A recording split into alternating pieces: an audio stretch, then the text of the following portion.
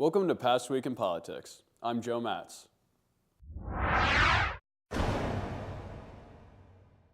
I've covered issue 1 on the show before, but I want to revisit it. This is a complex issue that will appear on the upcoming Ohio midterm ballot, and it deserves a closer look.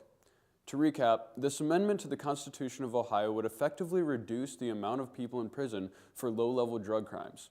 It would reduce the maximum sentence for crimes like possession and use, and allow nonviolent criminals to shorten their time in prison through a credits program. Tax dollars saved by the issue would be redirected to educational and rehabilitation programs. The issue has become almost perfectly split along party lines, with Democrats for and Republicans against. I realized as I read the arguments that they all come down to which side you believe. Will issue 1 cause an influx of drug traffickers into Ohio and put dangerous criminals back on the streets as opponents claim?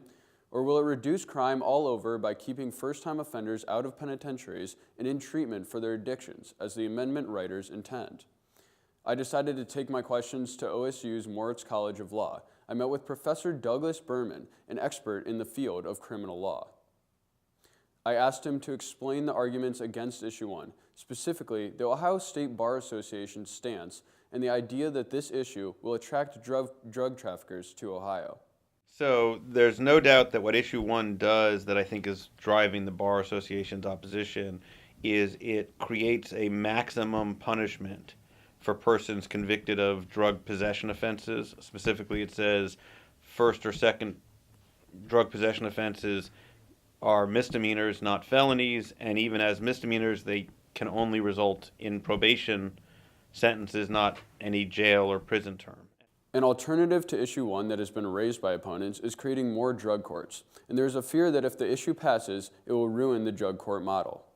The drug court model generally demands and hinges off of people knowing if I don't go into drug court and I stay in regular court, I'm at risk of going to prison for a long time.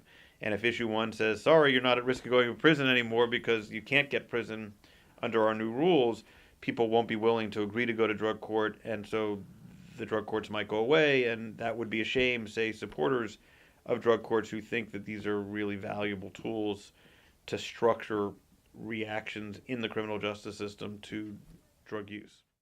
In this midterm, every politician has some plan for how they're going to combat the opioid crisis, and issue 1 has been boiled down to a soft-on-crime answer to the state's drug problem.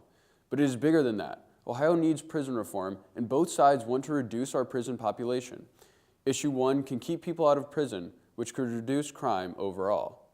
Every prison system in the country has some measure of either good time or earned time credit because there's long been recognition that if you don't give prisoners an incentive to be well-behaved in prison, they're not inclined to be well-behaved. But Ohio's system, a complicated backstory to it, is the lowest amount of potential earned time or good time credit in the nation, just about. I think there's 1 or 2 states that might be lower. But also Ohio hasn't managed to get its prison population down, even as it's passed a number of more modest reforms. That's something that some other states have been more successful at. There's plenty of evidence to suggest that prison is actually, to use a fancy term, criminogenic, that going to prison increases your chances of committing another crime when you get out. While the issue is framed as red versus blue, it is actually part of a nonpartisan argument about how to reduce the number of people in prison and make our judicial system more productive.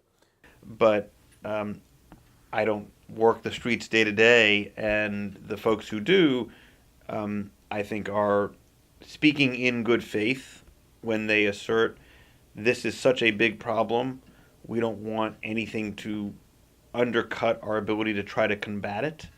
It's just they're looking at the supply side. They're not looking at the demand side, and they're not appreciating what I think is among the biggest problems Ohio has, which is a relative scarcity of treatment facilities and treatment services that, again, issue 1 is trying to provide funding to fill out.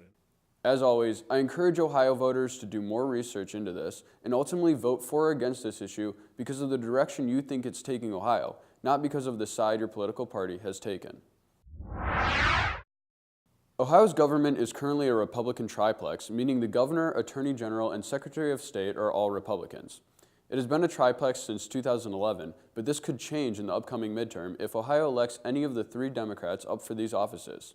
Each of these races are close in the polls right now.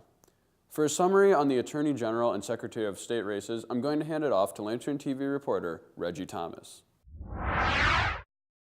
Steve Dettelbach and David Yost are the 2 candidates running for the office of Attorney General in this year's election. Yost is the current Auditor of State for Ohio, and Dettelbach is a former U.S. Attorney for the Northern District of Ohio. Both candidates plan on fighting the opioid crisis by taking charge in the Ohio lawsuits against opioid manufacturers. Yost claims that Dettelbach's affiliation with a law firm that represents one of the pharmaceutical companies being sued creates a conflict of interest in this lawsuit. Dettelbach claims that he has recused himself from this case. Dettelbach recently was at the Democratic Party state dinner in Columbus, and this is what he had to say. You know, I'm an old public corruption prosecutor, and this isn't a one-party thing, Both parties have done this in different times, and I prosecuted people who stepped over the line, whether they were Republicans or Democrats. I've seen it all before, but I have never seen as corrupt a culture as we have in State House Square now with one-party rule going on. And I'm telling you something about one-party rule, Democrat or Republican, one-party rule leads to government that is too cozy, and government that is too cozy gets greedy. Kathleen Clyde and Frank LaRose are the 2 candidates running for office of Ohio Secretary of State. Clyde is an Ohio House of Representative, and LaRose is a state senator. If she is elected, Kathleen Clyde plans to create a more secure voting system that includes a cybersecurity director in order to protect the votes of citizens. She also plans to create an environment more suited for new businesses, whether large or small. Frank LaRose plans to support small businesses and help them grow. He also plans to limit voter fraud and streamline voter registration. The midterms are on November 6th. Get ready to vote, and I will see you next week.